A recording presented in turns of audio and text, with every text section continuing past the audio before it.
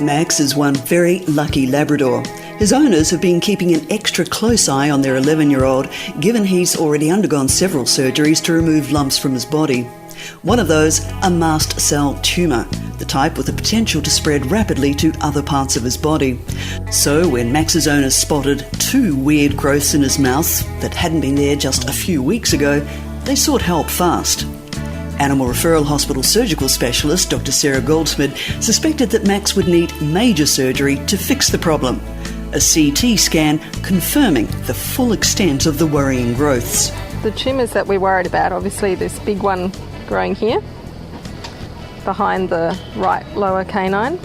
He does have a little more benign looking lesion here, but I think we need to deal with both of those. This is the one that's grown really quickly, and we're concerned that you can't just shave it off, it'll just come back most likely. But we need to know what it is, so we could either just take a piece and biopsy it now, but the problem is we still have to operate and we still have to go back and do surgery.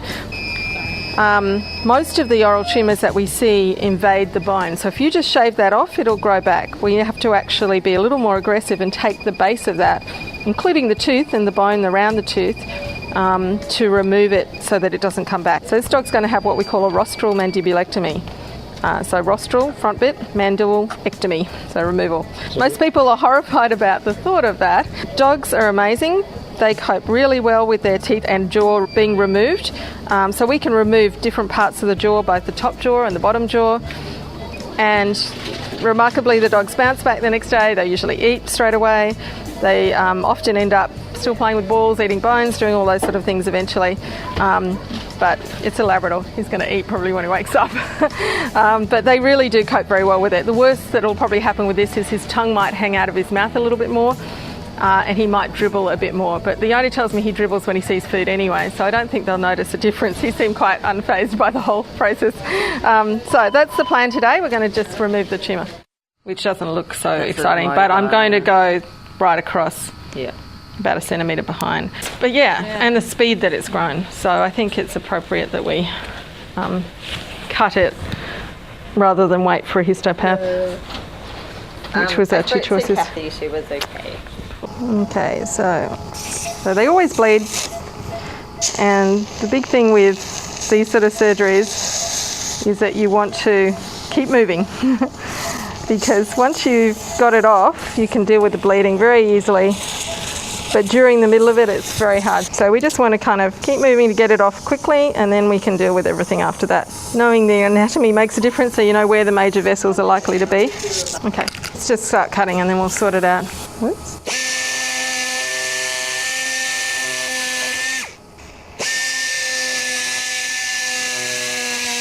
So there's the jaw, removed with the margin. They do remarkably still, they play ball, they do all sorts of things that you think that would be hard to do.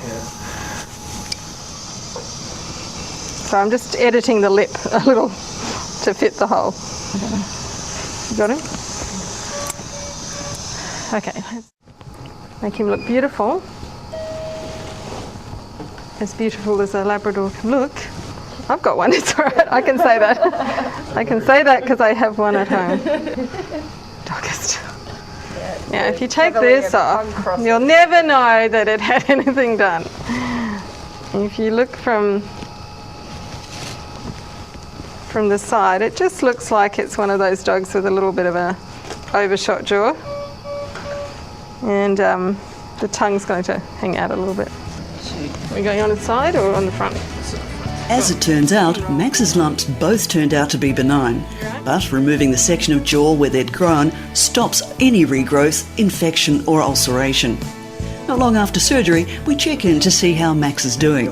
I think we got out, was it 3/4 of an hour ago, something like that. And he's sitting up, woofing, probably demanding his lunch because he didn't get fed this morning. I think he's doing the typical Labrador.